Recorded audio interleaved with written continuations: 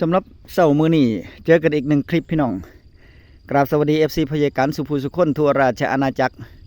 มาเบิ่งเข้านะปากทางอีกหนึ่งมืออีกหนึ่งอีกหนึ่งมือนะครับนะที่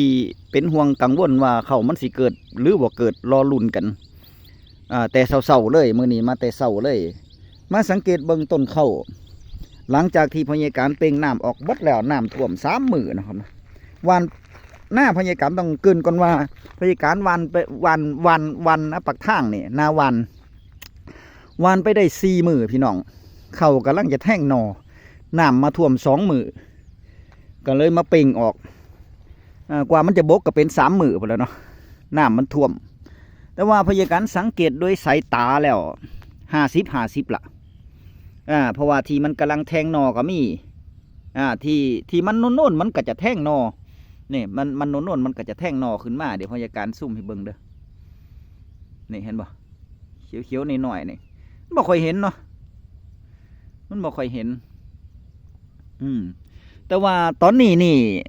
มันยัง50เบิ่งนะวันนี้เนาะเขานะมื้อนี้นี่เบิ่งด้วยสายตานี่50เพราะว่าต้องอีกสัก2 มื้อมันถึงสิฮู้ผลอีกสัก2 มื้อนี่เข้าจะเกิดหรือบ่เกิดนี่ฮู้เลยให้เวลาจักหน่อยเพราะตอนนี้เบิ่งด้วยสายตาทับเบิ่งไปไกลๆแล้วเบิ่งบ่ออกเลยว่าเขามีหรือบ่มีเกิดหรือบ่เกิดนะมันเบิ่งบ่ออกเลยนะเบิ่งบ่ออกเลยเพราะว่ามันกำลังแทงนอก็มีหรือว่ามันเน่าบ่หรือว่าจังใดนี่ล่ะรอมาเดี๋ยวมารอลุ้นกันว่าสำหรับหน้าปากทางพยาการนี่เขามันจะเกิดบ่หรือว่าได้วานใหม่บ่นะครับเนาะถ้าวานใหม่ก็เตรียมเขาปลูกไว้พยาการยังบ่ทันมีเขาปลูกกำลังหาเขาปลูกอยู่เพราะว่าเขาปลูกก็ต้องคัดเมล็ดน้อยนั่นแหละที่พยาการเมื่อวานนี่อุ้ยเขางามเลยพี่น้องเขาคัดเมล็ดมาโอ้เสียดายถ้ามันบ่เกิดนี่เสียดายคักล่ะเสียดายเลยเสียดายแท้ๆล่ะเพราะเขาเพิ่งเปลี่ยนพันธุ์มาเนาะครับเนาะเพิ่งเปลี่ยนพันธุ์มาเข้าหอมมะลิ105หรือว่าเข้าเหนียวปีนี้นี่พยาการเปลี่ยนสายพันธุ์มาแต่ว่าเข้าที่พยาการวานนี่มันเป็นเข้าเมล็ดคัดเมล็ดนะเพื่อที่จะเอาปลูกปีต่อไปนี่เบิ่งแต่ว่าเบิ่งด้วยสายตาตอนนี้นี่เบิ่งบ่หูเลยพี่น้องเอ้ยเพราะมันยังเป็นสีน้ำตาลเบิดทุงอยู่เมื่อว่ามองใดเป็นสีน้ำตาลเบิดทุงอยู่แต่ว่าถ้าสังเกตเบิ่งใกล้ๆมันที่มันแทงเหลมขึ้นมากก็มีเนี่ยแต่ว่ามันยังบ่ทันพร้อมกันบ่แต่ว่าถ้ามันออกแบบนี้นะถ้ามันออกแบบที่ว่าถ้ามันกำลังแทงนอออกมาแบบนี้นี่ถ้ามันออกมาแบบนี้มันห่างโพดมันต้องวันใหม่มันต้องวันใหม่หรือปั่นใหม่นั่นแหละแต่ว่าก็รอมันสะก่อนเพื่อมันแทงนอออกมาบ่เบิดเนาะให้เวลาอีกสัก2 มื้อหรือ3 มื้อแล้วค่อยมาเบิ่งใหม่มันถึงสิหูผลเหลือให้ไต่อีกให้นึงพี่น้องกับให้ถึงเทิงพุ่นน่ะอีกให้นึงทางพุ่นบ่ไปเบิ่งดอกถ้าให้นี่ออกก็ออกนะครับนะแต่ว่าทางไต่เดี๋ยวพยาการพาไปเบิ่งแต่ว่าหน้าไก่เคี่ยงเพิ่นก็ยังบ่ทันได้หวานคือกันพี่น้องนี่จะเย็นๆก็ได้เพราะว่าเบิ่งหน้าไก่เคี่ยงจักเพิ่นสีดำหรือเพิ่นสีหวานล่ะเพราะว่ามองพูนเพิ่นเหย่าเลยได้เขาเพิ่นน่ะหน้าไก่เคี่ยงเพิ่นหวานก่อนพยาการเดี๋ยวประมาณ2 อาทิตย์นะหวานก่อนพยาการ2 อาทิตย์นั่นน่ะเขียวปื้อๆเลยถ้าพยาการหวานรุ่นนั้นนี้พอดีเลยนี่เบิ่งดิล่ะเนี่ยแล้วเพิ่นก็ตันน้ำข่าหญ้าไว้นั่นนี่ตันน้ำข่าหญ้าไว้เวลาจะไถจะปั่นก็ค่อยมาเป่งน้ำแล้วก็ปั่นเลยเดี๋ยวเบิ่งมองนี่อีกจักหน่อยเด้อมองนี่ที่มันขาวๆอยู่ก็มีเด้อพี่น้องที่มันกำลังแทงหน่อออกก็มีรอเบิ่งซะก่อนมันยังบอกบ่ได้ว่ามันจะเกิดหรือบ่เกิดเนาะครับนะมันจะเกิดหรือบ่เกิดเนี่ยมันยังบอกบ่ได้เบิ่งน้ำดิล่ะโอ้ยพี่น้องเอ้ยปีนี้ฝนมันพอยายการนี่แบบปีกายคือกันฝนเที่ยวดูอีหลีเด้บ่แม่นดูธรรมดาเฉพาะนาโคกนี่ปีนี้นี่ฝนแห้งนาโคกแต่ว่านาบ้านนี่ฝนบ่ค่อยแห้งเท่าไหร่นาบ้านน่ะมันมาแห้งนาโคกพี่เส้นนาโคกพี่แต่ว่าอีกตังหมู่บ้านอีกตำบลนึงอยู่ไกลเคียงกันนี่บ่มีฝนเนาะบ่เด้บ่มีฝนพี่น้อง นี่มาเบิ่งมองนี่เบิ่งมองนี่ก็เบิ่งด้วยสายตาก็กำลังแทงนอก็มีพี่น้องเอ้ยแต่ว่ามองนี่น้ำบ่ค่อยท่วมนี่มันก็เลยเกิดดีนี่มองนี่น้ำมันบ่ค่อยท่วมนี่มองนี่น้ำบ่ถึงพี่น้องมองนี่น้ำบ่ถึงนี่มันก็เกิดดีอยู่นี่มองนี่น้ำบ่ท่วมมันก็เกิดดีอยู่แต่ว่ามองนี่เรียบร้อยแล้วนี่น้ำมานั่งเบิ่งเด้พิจารณาเบิ่งซอยกันว่าเอาพยาการไล่ฟังเด้อพยาการวานเข้าแห้งดินมันซุ่มอยู่แล้ววานได้วานได้2 มื้อวานได้ขอโทษวานได้4 มื้อเนาะวานได้4 มื้อฝนตกหนักมื้อที่5น้ำท่วมคืนวันที่4เนี่ยน้ำท่วมพยาการกับบ่ได้มาเพราะพยาการค่างานเครื่องเสียงมานี่ทิ้งไปมื้อนึงพอตอนเช้ามาเป่งกว่ามันจะบกอีก2 มื้อก็เป็น3 มื้อเนาะน้ำท่วมนี่ประมาณสัก2 มื้อครึ่งนี่แหละ2 มื้อเอาเต็มเลย2 มื้อแต่ว่าทางกลางกว่ามันจะบกก็3 มื้อพุ่นล่ะสรุปว่าน้ำท่วม3 มื้อแล้วก็มาเป่งออกก็เป็น7 มื้อมาท่ายว่ามันจะเน่าบ่แต่ว่าตามปกตินี่เขามันจะเน่านี่มันยากอยู่เด้พี่น้องมันกระซ่าอยู่เด้แต่ว่าปัญหาคือเขาถ้าเขาวานปุ๊บนี่น้ำมาท่วมนี่โอ้ยบ่ต้องห่วงเลยแบบนั้นแช่ไว้เลยสัก3 มื้อ4 มื้อแช่ไว้เลยแล้วค่อยเป่งออกก็ได้แต่ว่าปัญหาของพยาการก็คือที่เป็นห่วงมาที่สุดก็คือพอเข้าพยาการวาน4 มื้อกำลังแทงหนอมานี่น้ำมันมาท่วมเนี่ยพยาการเป็นห่วงว่าเขามันจะเน่าบ่เนี่ยแต่ว่าตอนที่พยาการโกนล่องเอาเป่งน้ำออกไปผุ่นเบิ่งต้นเข้ามันก็หากขาวๆอยู่ได้เนี่ยหากขาวๆแบบนี้เห็นบ่เนี่ยหากขาวๆน้อยๆเนี่ยเห็นบ่เนี่ยปลายมือพยาการเนี่ยหากขาวๆแบบนี้แต่ว่าก็มารอลุ้นเบิ่งว่ามันจะเป็นจังใดเนาะครับเนาะมารอลุ้นเบิ่งว่ามันจะเป็นจังใดถ้ากะเฮ็ดหน้าพี่น้องอย่าไปซีเรียสมันเฮาทำหน้าเฮาเฮ็ดหน้าอยู่แล้วบ่ต้องไปซีเรียสมันถ้าหากว่าเขามันเน่าตอนนี้เฮากะมาวานไม้แค่นั้นล่ะ หาพันธุ์เขาปลูกแล้วก็มาวานไม้นี่แหละเพราะเฮ็ดหน้าวานเนาะมันบ่ได้ยุ่งยากหรอกเฮ็ดหน้าวานเฮาก็มาวานไม้เฮาก็มาวานไม้นี่แถวนี้น้ำบ่ท่วมเห็นบ่มันก็เกิดดีเด้ถ้าน้ำบ่ท่วมมันเกิดดีที่พี่น้องนี่เห็นบ่โอ้เกิดดีได้เกิดทีพร้อมแต่ว่าพยาการก็วานพอดีอยู่มันวานแห้งมันเห็นปีกายวานตมมันบ่เห็นทีโพดแต่ก็ถือว่าโอเคอยู่ดอกแต่ว่าจักงัวไผนี่แหล้วมาเข้ามาเข้ามาหากินมะม่วงสุกหล่นมาหากินหญ้าคันแท้น่ะนะจักงัวไผเนาะครับเนาะยังปล่อยอยู่บ่เบิ่งงัวน่ะนะแต่ว่างัวเจ้าของเอาลงไปบ้านเบิดแล้วของพ่อลุงก็ไปบ้านเบิดแล้วแต่มีแต่งัวนี่ล่ะจักเป็นงัวไผยังมาปล่อยอยู่เบิ่งติล่ะซุ่มนี่บ่น่าจะมีปัญหานี่ซุ่มนี่มันโน่นบ่น่าจะมีปัญหาไอ้ที่มีปัญหาก็คือทั้งกลางพุ่นหั่นล่ะรุ่นอย่างเดียวล่ะบ่คือทั้งพี่เนาะเขาเนาะทั้งพี่นี่โอเคอยู่นี่ทั้งพี่นี่เห็นบ่เขางามบ่ได้น้ำพอดีตันน้ำใส่เห็นบ่นี่เห็นบ่ข้าวเจ้าดอพี่น้องนี่ข้าวเจ้าดอนี่เห็นบ่ข้าวเจ้าดองามเลยนี่ทางไตนี่งามเลยนี่ทางไตนี่งามเลยวานห่างกันไปอาทิตย์เดียวนะนี่วานห่างกันไปแค่อาทิตย์เดียวนี่ของ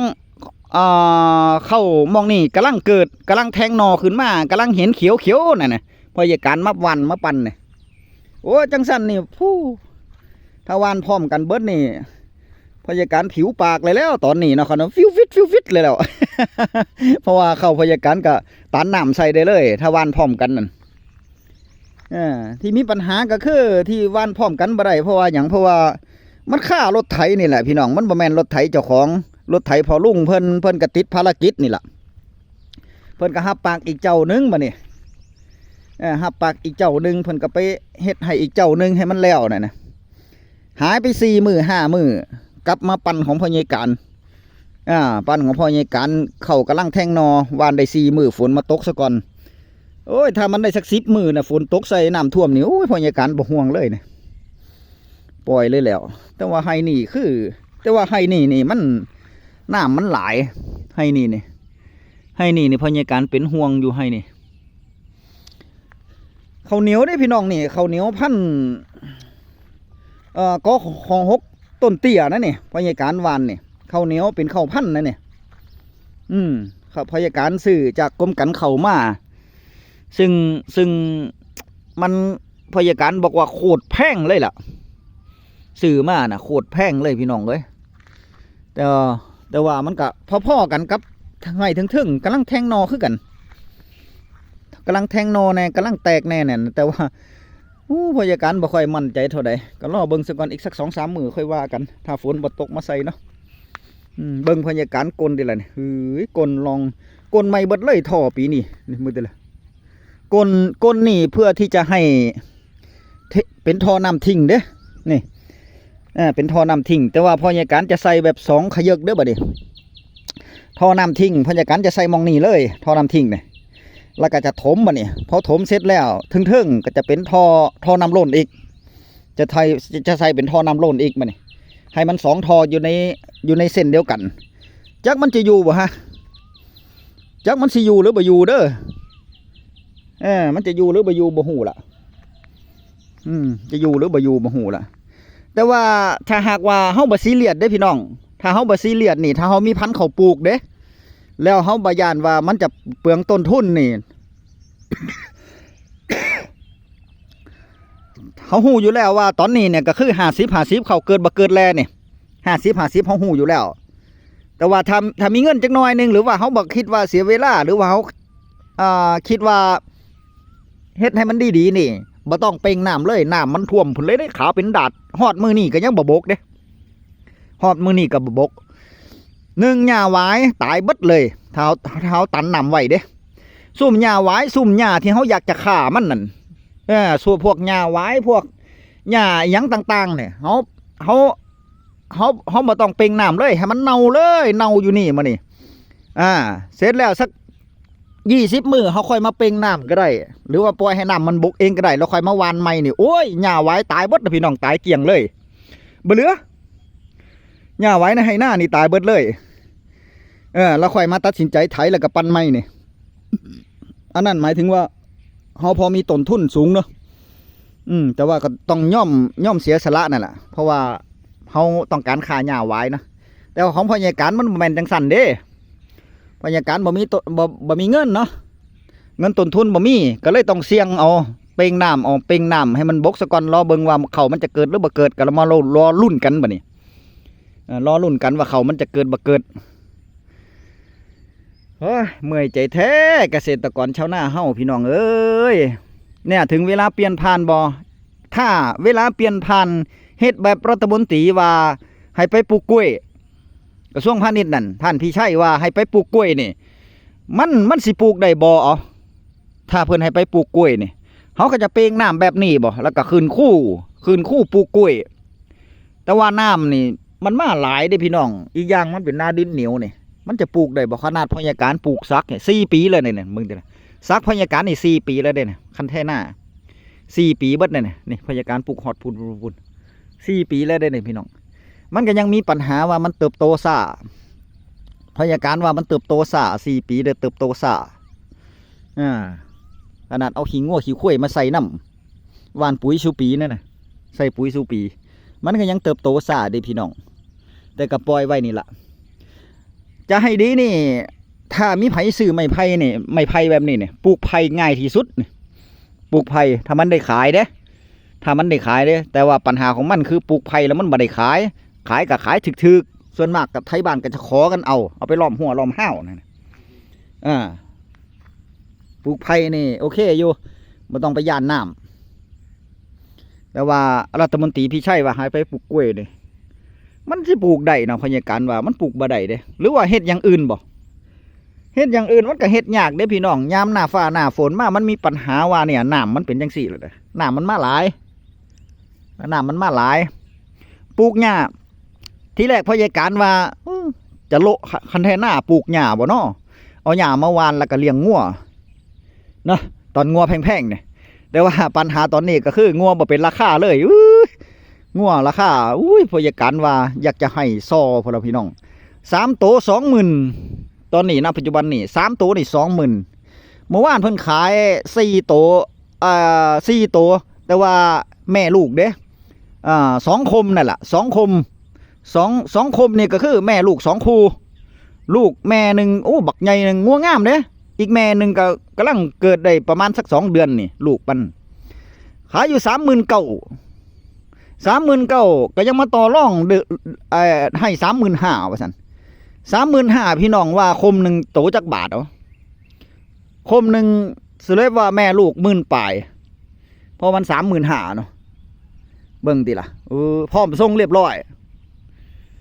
โอ้ยบ่เป็นราคาเด้อพี่น้องงัวบ่เป็นราคาแต่ว่าก็ให้คิดดีๆว่าทางงัวบ่เป็นราคาเฮาเลี้ยงแบบวิถีไทยบ้านเฮาเด้อบ่ต้องไปลงทุนหยังหลาย